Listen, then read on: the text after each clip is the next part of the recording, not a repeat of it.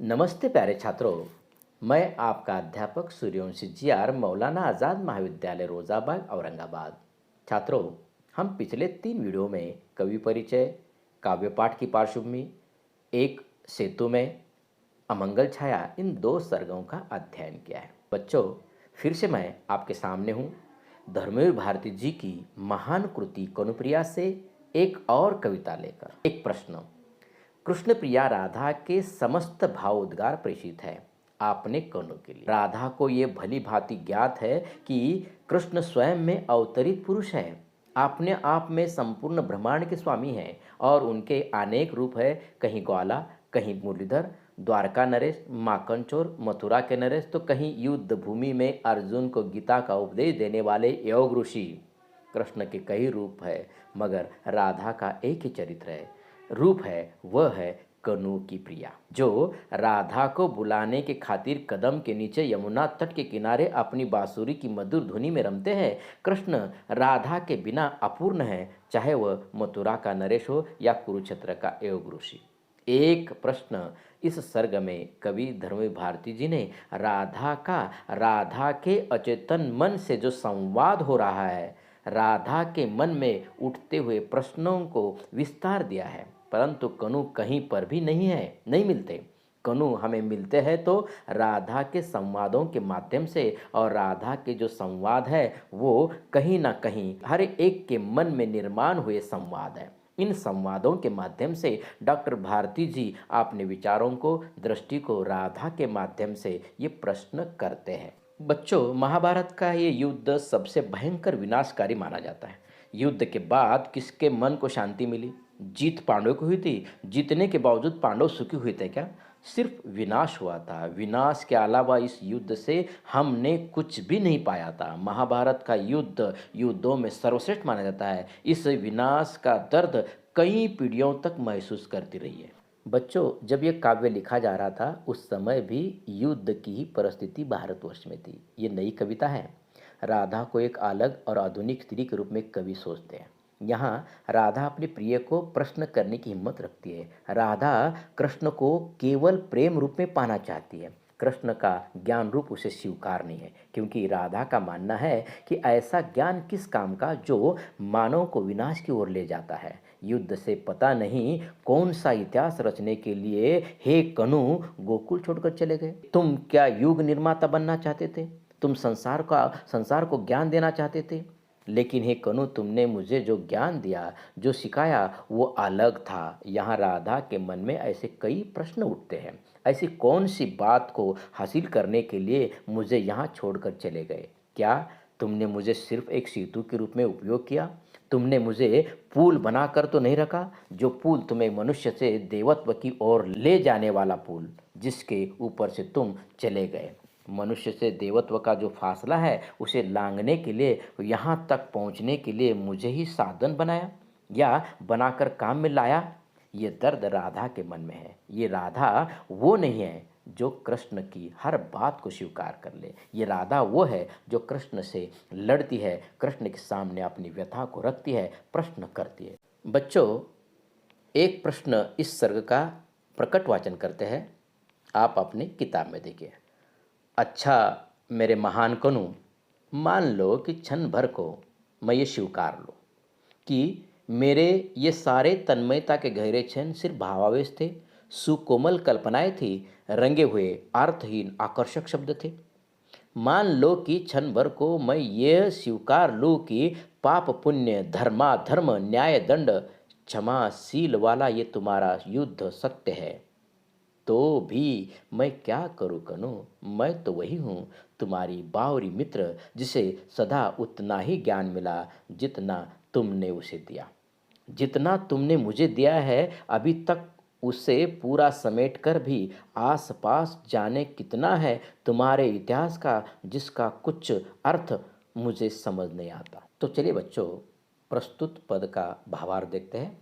अच्छा मेरे महान कनु, यहाँ पर राधा कनु को महान भी कहती है और प्रश्न भी पूछती है कि विनाश क्यों हो रहा है, क्या ये युद्ध इतना सार्थक है? अच्छा मेरे महान कनु, क्षण भर के लिए मैंने स्वीकार भी कर लिया। मेरे साथ जो तन्मयता के गहरे क्षण तुमने बिताए थे, मैं मान लेती हूँ कि भावों का आवेश था, मेरी सुकोमल कल्पनाएं थे, मेरे रंगे हुए स्वप्न थे, ये सारे समर्पित क्षण आकर्षक थे, लेकिन तुम्हें वे आकर अर्थहीन लगते हैं। आज वर्तमान में सारे तन्मयता के गहरे समर्पित क्षण अर्थहीन लग रहे हैं। हे कनु, तुम्हारा जो कहना है पाप पुण्य, धर्म अधर्म, न्याय दंड, क्षमाशील, ये बड़ी बड़ी बातें तुम करते हो, या युद्ध के लिए ये सारा सत्य है?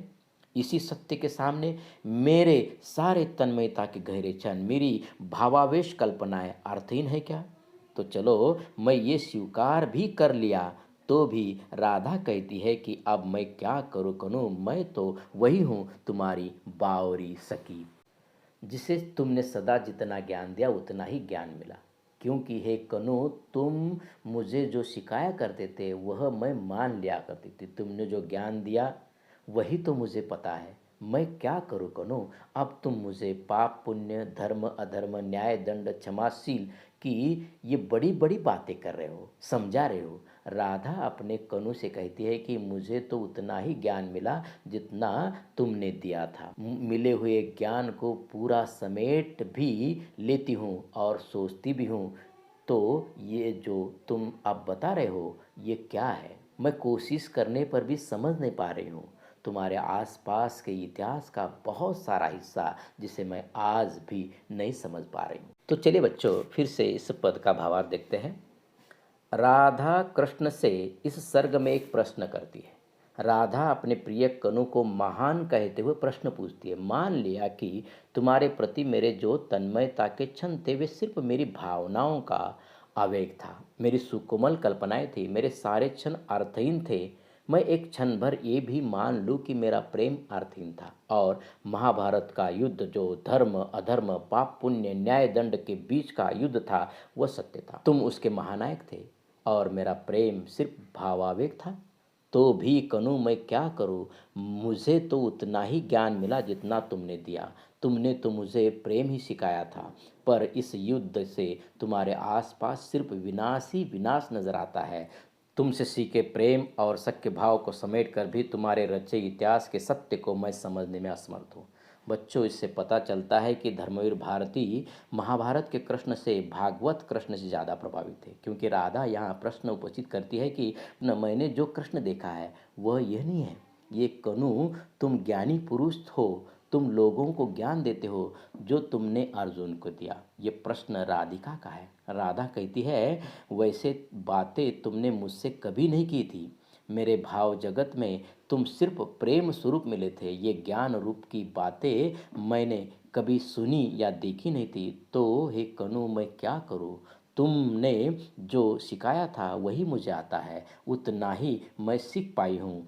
कनु, तुम मेरे अंतर मन में भर चुके हो। उस प्रेम के अलावा कुछ भी नहीं सिखाया था, मैं उसी को समझती हूँ। हे कनु, मैं कैसे समझ सकती हूँ कि ये विनाश की बातें, कैसे समझ सकती हूँ ये धर्म अधर्म की बातें? आज तक ये समझ में नहीं आ रहा है कि हे कनु तुम कौन सा इतिहास रचने चले गए थे। मैं बहुत कोशिश करती हूँ, जो मेरे आसपास हो रहा है उसे समझे, पर मैं असमर्थ हूँ। तो चलिए बच्चों, आज हम एक प्रश्न इस सर्ग का दूसरा पद देखते हैं। प्रकट वाचन करते हैं। अपनी जमुना में जहाँ घंटों अपने को निहारा करती थी मैं, वहाँ अब शस्त्रों से लदी हुई अगणित नौकाओं की पंक्ति रोज रोज कहाँ जाती है। धरा में भय भय कर आते हुए टूटे रथ, जर्जर पताकाएं किसकी है। हारी हुई सेनाएं, जीती हुई सेनाएं, नभ को कपाते हुए युद्ध घोष, क्रंदन स्वर, भागे हुए सैनिकों से सुनी हुई अकल्पनीय अमानुष घटनाएं युद्ध की, क्या ये सब सार्थक है? चारों दिशाओं से उत्तर को उड़ उड़ कर जाते हुए गृद्ध को क्या तुम बुलाते हो जैसे बुलाते थे भटकी गायों को? बच्चों, इस पद में आए हुए कठिन शब्द के अर्थ देखते हैं। निहारा, देखना, परखना। अगणित, जिनकी गिनती न हो सके। जर्जर, जीर्ण। नभ, आकाश। क्रुंदन, विलाप। अमानुषीय, जो मानवीय न हो। तो चलिए बच्चों, उपयुक्त पद का भावार्थ देखते हैं। यहाँ पर हम देखते हैं कि कृष्ण से राधा प्रश्न किए जा रही है। हे कनु, मैं यमुना के किनारे बैठकर घंटों तुम्हारा निहारा करती थी, तुम्हारे इंतजार में बैठी रहती थी। उस निर्मल जल में मेरी प्रतिछाया के बदले तुम्हारी छवि दिखाई देती थी। हे कनु, आज उसी यमुना के निर्मल जल में कई सारे टूटे हुए रथ, जर्जर पताकाएं बहती आ रही है। कई सैनिक डर कर भाग कर आ रहे हैं और वो महाभारत के भयानक युद्ध, अकल्पनीय अमानुष घटनाओं का वर्णन करते हैं। तो मैं सोचने लगी हूँ कि क्या ये युद्ध सार्थक है। हे कनु, मेरी समझ नहीं आता कि जब मैं आकाश में देखती हूँ तो ऐसा लगता है कि गिद्ध उड़ते हुए उत्तर की दिशाओं में जा रहे हैं, जहाँ कुरुक्षेत्र में महाभारत का भयानक युद्ध हो रहा है। तो हे कनु, उन गिद्धों को कौन बुला रहा है? क्या तुम बुला रहे हो? क्योंकि तुम ही इस युद्ध के महानायक हो। मुझे तो वही कृष्ण याद है जो बांसुरी बजाकर भटकी गायों को बुलाते थे। ये सारे प्रश्न राधा के मन में उपस्थित है। तो चलिए बच्चों, इस परिच्छेद का अलग अंदाज में स्पष्टीकरण देखते हैं। देखिए, हे कनु, जिस यमुना के किनारे घंटों तुम्हारा इंतजार करती थी, उस यमुना के निर्मल जल में जब अपने आप को निहारा करती थी, उसी जल में अब रथों के टूटे अवशेष नजर आते हैं। यमुना की धारा में बहती हुई पताके किसकी है? कनु से राधा प्रश्न पूछती है कि महाभारत के युद्ध का कर्णधार तो स्वयं को समझते हो। उस कुरुक्षेत्र में जहां अमानवीय अकल्पनीय घटनाएं घटी, एक पक्ष की जीत तो दूसरे पक्ष की हार हुई। गगनभेदी युद्ध घोष, क्रंदन स्वर और उस जगह से पलायन कर आए सैनिक उस अमानुष घटनाओं को बताते हैं। क्या ये सार्थक है कनु? उत्तर दिशा की ओर जो गिद्ध जा रहे हैं उन्हें तुमने बुलाया है, जैसे तुम भटकी गायों को बुलाया करते थे। ये विनाश क्यों? राधा ने हमेशा कृष्ण से प्रेम ही पाया है। बांसुरी बजाने वाले कृष्ण को जानती थी। युद्ध भूमि के कृष्ण के रूप से वो अपरिचित थी। बच्चों, एक प्रश्न इस सर्ग का अंतिम पद देखते हैं। आप अपनी किताब में देखिए। जितनी समझ तुमसे अब तक पाई है कनु, उतनी बटोर कर भी कितना कुछ है जिसका कोई भी अर्थ मुझे समझ नहीं आता है। अर्जुन की तरह कभी मुझे भी समझा दो, सार्थकता क्या है बंधु? मान लो कि मेरी तन्मयता के गहरे क्षण रंगे हुए अर्थहीन आकर्षक शब्द थे, तो सार्थक फिर क्या है कनु? पर इस सार्थकता को तुम मुझे कैसे समझाओगे कनु? तो चलिए बच्चों, इस पद का भावार्थ देखते हैं। यहाँ पर राधा कहती है, हे कनु, मैं बहुत कोशिश करती हूँ तुम्हें समझने के लिए। जितना तुमने समझाया था वह सभी ज्ञान को, सारे तन्मयता के क्षणों को जो तुम्हारे साथ में बिताए थे, जो प्रेम रूपी ज्ञान तुमने दिया था, जितनी समझ तुमसे पाई थी, इन सब को बटोर कर एकत्रित करती हूँ। लेकिन फिर भी ऐसे कई सवाल, कई बातें जो अभी तक मेरी समझ में नहीं आती। हे कनु, कुरुक्षेत्र में अर्जुन युद्ध लड़ने के लिए तैयार नहीं थे। उस वक्त तुमने जो ज्ञान दिया था वैसे मुझे भी समझाओ। अर्जुन को ऐसी कौन सी बात कही थी जिससे अर्जुन युद्ध करने को तैयार हुए थे, वैसे मुझे भी समझाओ कनु। ऐसी कौन सी सार्थकता है इस युद्ध की कि हर माने हुए अर्जुन ने भी हिम्मत पाई और युद्ध के लिए तैयार हुए। मान लो कनु कि मेरे तन्मयता के गहरे क्षण आकर्षक रंगे हुए थे, लेकिन तुम्हारे लिए अर्थहीन थे, जिसे तुम छोड़कर चले गए थे। तो सार्थक क्या है कनु?